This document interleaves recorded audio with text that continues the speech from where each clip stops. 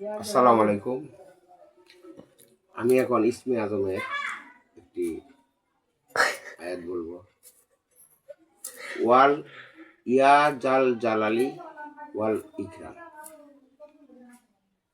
ইয়া জাল জালালি ওয়াল ইকরাম, এটা ইসমে আজম। এটা আপনি ঘরে কোনো জাদুটোনা বা কোনো জিন আসর থাকে, বদনজর থাকে, তাহলে এটা সারবে। এটা কীভাবে করতে হবে? আপনি তাইতুল উজু 2 রাকাত নামাজ পড়বেন।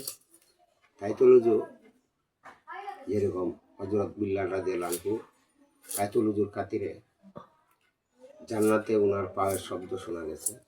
তাইতুল উজু আপনি 1 গ্লাস পানি লইবেন, লইয়া পানির গ্লাসটা সামনে তৈবেন, 2 রাকাত নামাজ পড়বেন। করার পরে আস্তাগফিরুল্লাহ 3 বার, দুরূদ শরীফ 3 বার পড়বেন। আল্লাহুম্মা সাল্লি আলা মুহাম্মাদ ওয়া আলা আলি মুহাম্মাদ কামা সাল্লাতা আলা ইব্রাহিম ইন্নাকা হামিদুম মাজিদ। আল্লাহুম্মা বারিক আলা মুহাম্মাদ ওয়া আলা আলি মুহাম্মাদ কামা বারাকতা আলা আলি ইব্রাহিম ওয়া আলা আলি ইব্রাহিম ইন্নাকা হামিদুম মাজিদ। 3 বার পড়বেন। করার পরে 2 রাকাত নামাজ করার পরে ওই গ্লাসের পানিটা লইবেন, লইয়া ইয়া জাল জালালি ওয়াল ইকরাম ওই 1 বার ফু দিবেন। এবার 7 বার কইবেন, 7 বার ফু দিবেন। দেওয়ার পরে ওই পানিটা আপনি এই বিছানা, যতটা বিছানা ঘরে থাকবে ছিটাইয়ে দিবেন। আশেপাশে যদি উপরে থাকে উপরে দিবেন, চালের উপরে দিবেন।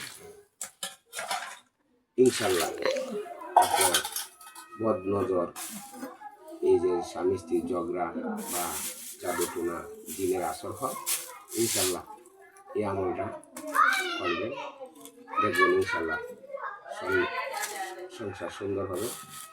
কারণ কোরআনের মধ্যে সব কিছু সমাধান আছে। এই কোরআন দিয়ে সব কিছু করে।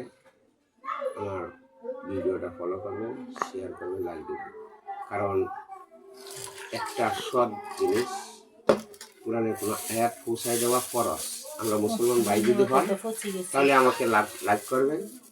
আর এইটা সবার জন্য উপকার আসবে। আপনি মরে গেলেও আপনার যে লাইকটা দিবেন আর গুলো শুনবে, এটা নিতে হবে।